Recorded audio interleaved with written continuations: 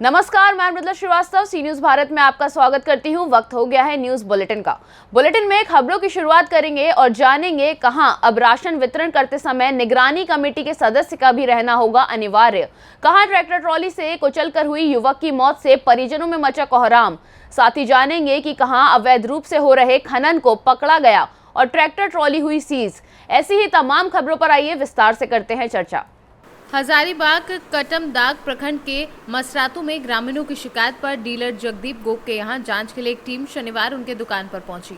Team में प्रखंड विकास पदाधिकारी शालिनी खलको, एमओ श्रीकांत, मुखिया ज्योति कुमारी, पंसस मंजू देवी, 20 सूत्रीय अध्यक्ष सुनील कुमार ओझा मौजूद थे। डीलर जगदीश गोप के यहां पहुंचकर उन्होंने चावल और गेहूं के बोरी को अपने सामने वजन कराया और एक बोरी कभी 51 किलो हो जाती थी तो कभी 30 किलो हो जाती थी। इसे देखते हुए प्रखंड विकास पदाधिकारी ने कहा कि इसे जल्द ही से ठीक करवाकर राशन बांटना है। कहा कि वेट की पर्ची सभी लोगों को देना अनिवार्य है। चौपारण से सी न्यूज संवाददाता मुकेश सिंह की रिपोर्ट।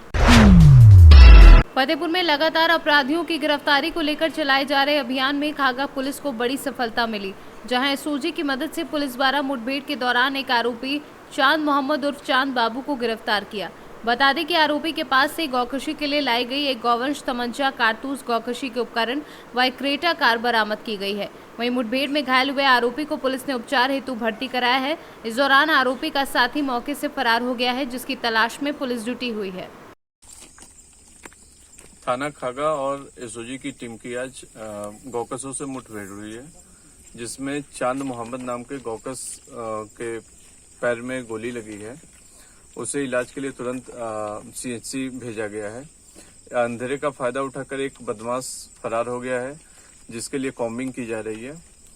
एक सातिर किस्म का अपराधी है। इसके ऊपर पहले भी जनपद बनारस और चंदौली और कौशाम्बी में कई सारे मुकदमे पंजीकृत रहे हैं और गैंगस्टर एक्ट का भी मुकदमा पंजीकृत हुआ है।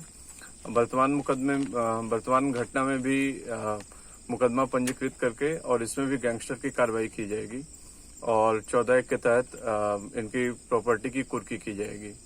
और ये फतेहपुर पुलिस की एक बड़ी उपलब्धि है। हमारे पुलिस अधीक्षक महोदय ने इसके लिए टीम के उत्साहवर्धन के लिए 25,000 के नगद इनाम की भी घोषणा। फतेहपुर से सी न्यूज संवाददाता विमलेश की रिपोर्ट। पूरा मामला बिवार थाना क्षेत्र के भरसवा गांव का है, जहां ट्रैक्टर ट्रॉली से कुचलकर एक युवक की मौत हो गई। जानकारी के मुताबिक मृतक ट्रॉली के टूल बॉक्स में बैठा था। रास्ता खराब होने व तेज गति से उसका संतुलन खराब हो गया और वह गिर गया। मृतक के सर से ट्रॉली का पहिया चढ़ गया, जिससे उसकी घटनास्थल पर ही दर्दनाक मौत हो गई। बताया जाता है कि मृतक लड़की काटने के लिए खेत जा रही थी, तभी सावरियों से भरा ट्रैक्टर ट्रॉली आ गया। ट्रॉली में जगह ना होने के कारण वह टूल बॉक्स में बैठ गया था। घटना की जानकारी मिलते ही परिजनों में कोहराम मच गया। मौके पर पहुंची पुलिस ने शव का पंचनामा भरकर पोस्टमार्टम के लिए भेज दिया है। कैसी क्या घटना हो गई? ट्रैक्टर में जा रहे थे सब लोग तिली काटने, तो वो तेजी से चला दिया। हम लोग मना कर रहे थे तेजी से मत चलाओ, उसने नहीं माना, तेजी चला दिया। भैया गिर गए, तुरंत बस हो गया काम। किसका ट्रैक्टर था? बच्चा नेता बबलू। अच्छा, कौन से गांव है ये? भरसवा। अच्छा, भरसवा गाँव। तिली में कहाँ जा रहे थे भैया आपके? बंडे गाँव जा रहे थे। अच्छा, ऑन स्पॉट खत्म हो गए? वहीं खत्म हो गए थे कि इलाज करवाया? गिरते ही खत्म हो गए तुरंत। जैसे पहिया चढ़ा तो खत्म हो गए तुरंत। जैसे हम नीचे उतरे तो बस सांस रुक गई थी उनकी। पुलिस को सूचना दे दी? हाँ। हमीरपुर से सी न्यूज संवाददाता अवधेश राजपूत की रिपोर्ट। मैनपुरी के बेवर थाना क्षेत्र के अंतर्गत ग्राम तिलियानी में पूर्व माध्यमिक विद्यालय के प्रधानाध्यापक की बड़ी लापरवाही सामने आई है, जहां स्कूल परिसर में एक बच्चा बेहोश हो गया। हद तो तब हो गई जब बच्चे को उपचार न देकर विद्यालय परिसर में ही पड़ा रहने दिया। परिजनों को सूचना मिली, जिसके बाद माता पिता दौड़े हुए पहुंचे और डॉक्टर के लिए ले गए। इस लापरवाही की शिकायत पीड़ित परिवार ने खंड शिक्षा अधिकारी से करी, तो वहीं अधिकारी ने शिकायत सुन कार्यवाही का आश्वासन दिया। क्या नाम है आपका? पवन कुमार। क्या आप यहाँ आज आए हो? क्या मामला था पूरा? सर, मेरा मामला ये था, मेरा भाई अंकुल कुमार सुबह 9 बजे स्कूल गया। स्कूल जाने के बाद वो प्रेयर में खड़ा हुआ, उसने प्रेयर की। प्रेयर में अचानक उसको बेहोशी आ गई या कुछ हो गया, जिस कारण वो गिर पड़ा। तो वो वहीं पर पड़ा रहा 12 बजे तक। स्कूल प्रशासन ने कुछ भी ध्यान नहीं दिया। जब बच्चा उठा नहीं तो बच्चों के साथियों ने मुझको सूचना पहुंचाई घर पे, तब हम वहाँ पे पहुँचे स्कूल में। तब स्कूल जाना अध्यापक से मैंने गुहार लगाई, कहा कि सर आप इसको ले चलो, मेरे पास उचित साधन नहीं है जिससे मैं इसको जल्द से जल्द डॉक्टर के पास पहुंचा सकूं। तो उन्होंने कोई जवाब नहीं दिया, वो ऑफिस की तरफ चले गए। अब जैसी मेरी व्यवस्था थी उस बच्चे को हम बाहर लेके आए स्कूल से। फिर वहाँ काफ़ी लोगों ने देखा, इसकी हालत बनाए बेहोशी थी, हाथ पैर रगड़े गए जिस कारण उसका मुँह खुला ही नहीं बिल्कुल। और फिर उसके बाद मैं पड़ोस डॉक्टर ले गया, डॉक्टर के पास लेके आया तो उन्होंने कहा कि भाई मेरी बस से बाहर है, आप किसी सही हॉस्पिटल में लेके जाइए। जिसका एसएस मेमोरियल हॉस्पिटल में लेके गया उसको 2 घंटे बाद होश आया। बोतल लगाने के बाद, इंजेक्शन लगाने के बाद मैं उसको घर पे लेके आए। घर पे लेके आने के बाद मैंने सर को कॉल किया, मेरी सर ये बात गलत है, तो मेरा बच्चा अगर कुछ हो जाता इस कारण आप हाथ खड़े कर रहे हो, ये बिल्कुल गलत बात है, मैं इस कारण आपकी इसके खिलाई करेंगे। तो सर ने बिल्कुल धीरे से अपने कि तुम सालों की यही समस्या रहती है, तुम बाप बेटों को कल स्कूल में बुलाएंगे, सालों पूरे स्कूल के सामने बेइज्जती करेंगे सालों की, तुम सालों गधे के समान हो, सालों कुछ शिक्षा का महत्व नहीं समझते हो। और बहुत सारी गालियाँ दी और शाम को व्हाट्सएप पे मैसेज किया कि हम तुम्हारे बच्चे को नहीं पढ़ा पाएंगे और टीसी ले जाओ और कहीं भी ले जाओ इसको, ये कहीं भी पढ़ नहीं पाए, एडमिशन नहीं दे पाएंगे। हमने कहा सर कोई बात नहीं सुनी। और कहाँ का मामला है ये मामला पूर्व माध्यमिक विद्यालय तिलियानी जूनियर तिलियानी पोस्ट मनपुरी। हमने तो स्कूल पढ़ाया, मेरे साथ मैंने तो सब स्कूल पढ़ाया, मेरे कुछ नहीं इसे आता। और पता नहीं जो लोग कह रहे हैं प्रार्थना में इसकी कुछ डाउन था जी, तो ठीक इनने मेरे पास खबर नहीं पठाई जी। 9 बजे को स्कूल खुलो जी। 1 2 3 4 12 बज के 1 मिनट पे इनने मेरे ढंगा एक लड़का पठाओ जी। मैं ऐसे ही बैठे थे ऐसे ही मैं तुरंत चले आई, मैंने इनसे कोई ये आदि बात नहीं कही, मैंने अपने तुरंत अपने बच्चा को उठाओ ऐसे ही करके ऐसे छपकाओ नहीं लला का हुई। और मास्टर देखो ऐसे सब ऐसे खड़े थे, आस पास घेरा लगाए थे। बच्चे लगभग कितनी देर तक कितनी देर पहले से ही ट्यूशन पढ़ के आओ। मैनपुरी से सीनू संवाददाता जाजिब उमर की रिपोर्ट। अवैध रूप से किए जा रहे खनन की लगातार मिल रही शिकायतों पर जिला प्रशासन सख्त हो चला है। शनिवार को बेजोई कोतवाली क्षेत्र अंतर्गत किए जा रहे अवैध खनन पर खनन अधिकारी के नेतृत्व में छापामार कार्यवाही की गई। इस दौरान बरामद ट्रैक्टर व ट्रॉली समेत खनन में इस्तेमाल होने वाले उपकरण जब्त किए गए। अवैध खनन वाले स्थान को चिन्हित कर कानूनी कार्यवाही के साथ रॉयल्टी भी जमा कराई जाएगी। सर आज छापामारी की है, क्या मामला रहा? डीएम साहब के निर्देशन था कि किसी भी हाल में अवैध खनन ना हो। इसी क्रम में जो है शिकायत आई थी कि ग्राम नरोदा में जो खनन हो रहा है तो वो मानकों के विपरीत हो रहा है। तो हमने उसी हिसाब से जाके वहाँ पे छापेमारी करी, जिसमें हमने एक ट्रैक्टर को जो है सीज किया है और इसके बाद में जहाँ पे उन्होंने खनन किया है उसकी लेखपाल से जांच कराई जा रही है और सारी विधिक कार्रवाई की जाएगी। कितने ट्रैक्टर इसमें सीज हुए? मौके पे एक ट्रैक्टर मिला था, उसको हमने सीज करके पाठकपुर चौकी पे खड़ा करा दिया है, सीज करके कर दिया उसको। संभल से सीनू संवाददाता सोनू वाशने की रिपोर्ट। देवरिया पहुंचे जनपद के नोडल अधिकारी जीएस प्रियदर्शी, जिन्होंने ग्राम सभा खुजड़िया में पहुंचने पर सबसे पहले वृक्षारोपण किया। उसके बाद छोटे बच्चों का अन्नप्राशन अपने हाथों कराए, लगे हुए स्टॉलों को बारीकियों से देखा व स्वास्थ्य विभाग के कर्मचारियों को भी कुछ उचित दिशा निर्देश देते हुए नजर आए। वहीं नोडल अधिकारी ने चौपाल के माध्यम से ग्रामीणों की समस्याएं सुनी, जिसे लेकर संबंधित अधिकारियों को उन्होंने निर्देश दिया समय से समस्या का समाधान किया जाए। सबसे ज्यादा मामले जमीनी और रास्ते के विवाद को लेकर सामने आए। चौपाल में मुख्य रूप से मुख्य विकास अधिकारी सदर एसडीएम वसीयू सिटी मौजूद रहे।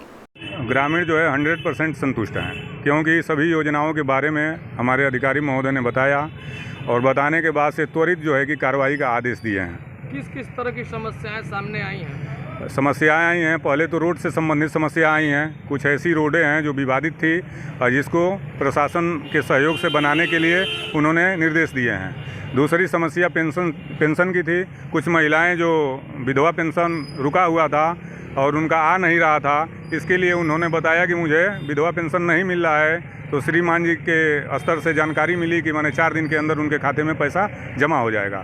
तीसरी जी क्या शुभ नाम है आपका? महेश गुप्ता मेरा शुभ नाम है। ये ग्राम विकास महोदय की जो चौपाल हुई, इसमें विभिन्न विभाग की जो उपलब्धियां रही उन्हें बताया गया, लोगों की समस्याएं सुनी गई।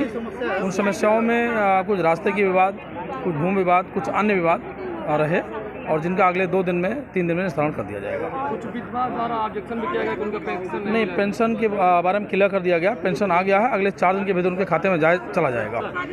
देवरिया से सी न्यूज संवाददाता ज्ञानेंद्र नाथ मिश्रा की रिपोर्ट। एटा में गंजनोद्वारा मार्ग बना हादसों का अड्डा। रोड पर है 2-2 फुट गहरे गड्ढे। बसपा सरकार में एक बार बना था रोड और उसके बाद नहीं ली किसी ने सुध। एटा गंजनोद्वारा मार्ग अब हो चुका है स्वर्गीय बाबू जी कल्याण सिंह मार्ग। पिछले 15 साल से नहीं बना है रोड। सीएम योगी है सख्त, एटा प्रशासन रोडों की लीपापोती में व्यस्त है। कल यूपी के मुखिया योगी आदित्यनाथ के एटा आगमन पर क्या एटा प्रशासन योगी को करा पाएगा कल्याण सिंह मार्ग का भ्रमण? एटा से सी न्यूज संवाददाता लखन यादव की रिपोर्ट। हमीरपुर की राट कोतवाली पुलिस का बड़ा कारनामा सामने आया है। जांच आख्या में जीवित व्यक्ति को मृत दिखाकर मामले का निस्तारण किया। शिकायतकर्ताओं ने संपूर्ण समाधान दिवस में पहुंचकर अधिकारियों से न्याय की गुहार लगाई। शिकायतकर्ता ने जमीनी विवाद को लेकर पिछले समाधान दिवस में शिकायत की थी। राट कोतवाली के दरोगा आशुतोष त्रिपाठी को मिली थी मामले की जांच। दरोगा ने अपनी जांच रिपोर्ट में जीवित व्यक्ति को मृत दिखाकर किया मामले का निस्तारित। कोतवाली प्रभारी ने भी दरोगा की जांच रिपोर्ट में सहमत होकर कर दी संस्तुति। कोतवाली पुलिस की भूमिका संदेह के घेरे में है। क्या नाम है आपका? संजू। अच्छा, क्या कुछ आपके पिताजी का नाम क्या है? फूलचंद। उनने कोई शिकायत की थी आपके पिताजी ने? हाँ जी, शिकायत की थी सीओ साहब के यहाँ। हमने वैसे तो प्लाट हमारे पास बने रखवाया था, तो इनने शिकायत कर रहे जी। और तो शिकायत करने के बाद जो तो हमने रजिस्ट्री कर दी। अब उनसे क्या हम लड़ाई लेंगे? रजिस्ट्री करने के बाद सब जी उल्टे सीधो काम कर रहे। हमें लग रहा कि इन्हीं की शिकायत करी है इनने। जब ये लग क्या नहीं तो और कोई कैसे कर सकता है? पुलिस ने उसमें लिखा है कि आपके बब्बा की मृत्यु हो चुकी है। हाँ, तो आपके बब्बा जिंदा हैं या मर गए हैं? जिंदा है, जिन्हीं बैठे हमारे बगल पे। क्या नाम है? घनैया। लेकिन पुलिस ने तो लिख दिया कि मर गए हैं, तो क्या है ये पुलिस की, क्या माना जाए? ये पुलिस की गलत बात है।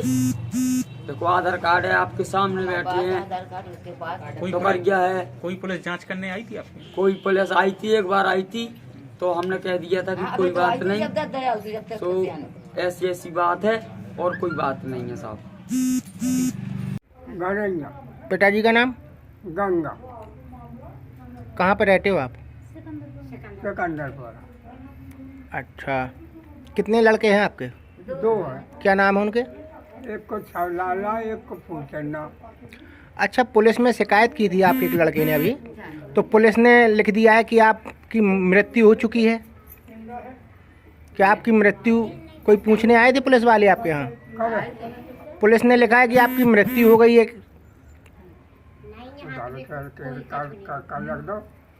मृत्यु की मतलब जो तुम मर चुके, जो मतलब है मृत्यु। मर गए।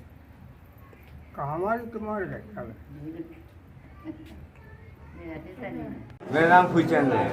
क्या मामला है आपका? मेरा बाप 80 वर्ष का टुकड़ा है पूरा। इनने अस्पताल में जाके कि तो आधार कार्ड में तो पेंशन बना देंगे। पेंशन बनाने के बाद इन्हें बेनामा करवा लिया। कई सूचना दी मैंने आपको, कोई मानते नहीं है। ऐसा कोई कैसे दरखास्त दी उन्हें मौके पे, ऐसे आख्या दें, इन्हें कोई आख्या नहीं दी। बाद में आख्या दी तो मुझको मरा दिखाया गया। मौके पे मेरे पापा जिंदा है। किसने मरा दिखाया है आपके पिता को? ऐसा ही को दिखाया,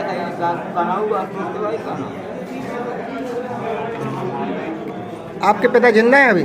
जिंदा है। पुलिस ने मरा दिखा दिया है? हाँ, मरा दिखा दिया। और आपकी शिकायत का क्या हुआ? कुछ नहीं, सब मकान बनता जा रहा है, कोई रोकता नहीं उसको। शिकायत का निस्तारण कर दिया है क्या? जल्दी कर दो, मकान रोको नहीं कुछ नहीं। हमीरपुर से सी न्यूज संवाददाता अवधेश राजपूत की रिपोर्ट। कन्नौज जनपद के छिबरामऊ में हीरालाल वीएन इंटर कॉलेज के ग्राउंड में शोक सभा का आयोजन कर पूर्व रक्षा मंत्री, पूर्व मुख्यमंत्री मुलायम सिंह यादव को 2 मिनट का मौन रखकर भावपूर्ण लोगों ने पहुंचकर श्रद्धांजलि अर्पित की। इस श्रद्धांजलि सभा के दौरान उमर फारूक बंटी, जितेंद्र यादव, योगेंद्र यादव, अजय यादव, सुनील यादव व अन्य लोग मौजूद रहे। कॉलेज में किस तरह का प्रोग्राम था? आज परम श्रद्धेय श्री स्वर्गीय माननीय मुलायम सिंह यादव जी का भी हाल में देहांत हो गया है।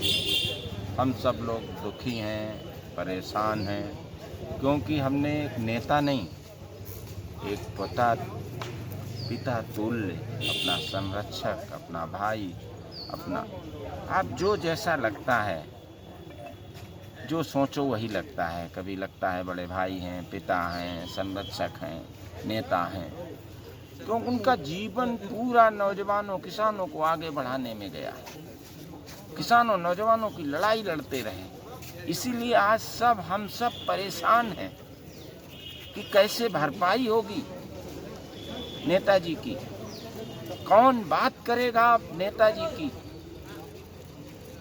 कौन किसानों की बात करेगा? कौन नौजवानों की बात करेगा? कौन उनकी लड़ाई लड़ेगा? इसलिए सब परेशान हैं। हम सब का विश्वास समाजवादी विचारधारा और समाजवादी पार्टी में है। ईश्वर माननीय अखिलेश यादव को वो शक्ति प्रदान करें, वो माननीय नेताजी के भांति किसानों, नौजवानों की लड़ाई लड़ें और किसानों मजदूरों के मसीहा बनकर देश के सामने उभर कर आएँ। हम सब लोगों ने आज 2 मिनट मौन रख के नेताजी की आत्मा के लिए शांति प्रदान करने से ईश्वर से प्रार्थना की और नेताजी के बताए हुए रास्ते पर चलकर उनके सपनों को साकार करने के संकल्प लिया। कन्नौज से सी न्यूज़ संवाददाता महेश गौड़ की रिपोर्ट। कन्नौज सदर कोतवाली क्षेत्र के कासिमपुर कटरी गांव में बाढ़ आने से स्थानीय लोगों को सदर तहसील राकेश त्यागी खाद्य सामग्री पहुंचा रहे। दरअसल बता दें कि कन्नौज में लगातार बाढ़ बढ़ रही है। ऐसे में निचले इलाकों में पानी भर रहा है, जिसके चलते प्रशासन ने गांव में हाई अलर्ट जारी किया है और प्रशासन पर कंट्रोल रूम से पल पल की अपडेट के लिए ऐसे में उपजिलाधिकारी राकेश त्यागी बाढ़ प्रभावित क्षेत्रों का दौरा कर रहे हैं और सभी बाढ़ पीड़ितों को खाद्य सामग्री वितरित कर रहे हैं। कन्नौज से सी न्यूज़ संवाददाता शिबू सैनी की रिपोर्ट। फिलहाल के लिए न्यूज़ बुलेटिन में बस इतना ही। देश और दुनिया की तमाम खबरों को जानने के लिए देखते रहिए सी न्यूज़ भारत। हर खबर आपके साथ, आपके हाथ।